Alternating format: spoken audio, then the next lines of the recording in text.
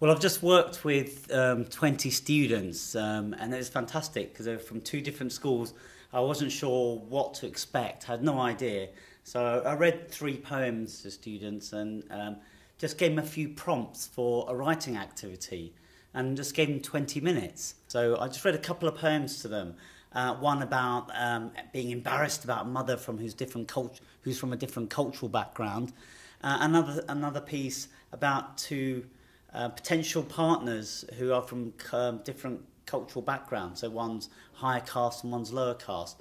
And with both those pieces, I was trying to encourage students to think about things that are specific to their own cultural background, the good things, the bad things, the points of tension, and also the point, the diction, the ordinary language and the words of the foods, the clothes, the things that are said that are used in their own languages back at home, and really trying to make that little personal world of their own home life the centre of the poem, to find a way to universalise what goes on in the house in the form of poetry. What really impressed me was that after a mere 20 minutes attempting to write a piece, the students all got up, one after another, and stood behind a microphone and performed their piece in front of the whole group. And the thing that impressed me and the other teachers here was that in that one draft, they'd all written something which seemed quite true and unique to them alone, and which seemed a pretty accomplished first draft. And we're hearing poems that were about a Notting Hill festival, a girl writing a piece about bread and butter pudding, another girl writing about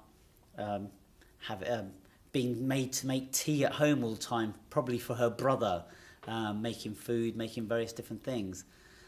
One boy writing about his own name, which means a tree, and then imagining his own name as imagining his own name in Bangladesh as a tree planted there in Bangladesh, and really trying to capture some of the senses, the flavours and the essences of a cultural background. And while he's writing the piece, he was saying he wasn't really sure what to really talk about Bangladesh. He didn't really know much about it.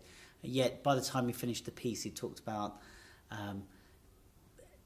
by the time he finished the piece, he'd written about the mangoes and the poppy seeds and the mustard of his own background. So I felt he'd arrived at some different point of understanding about how to communicate his own world in poetry. And I felt that was the case with all the writers today. So it's very exciting to hear those first drafts, and I'm really looking forward to hearing their final drafts of the various pieces they work on.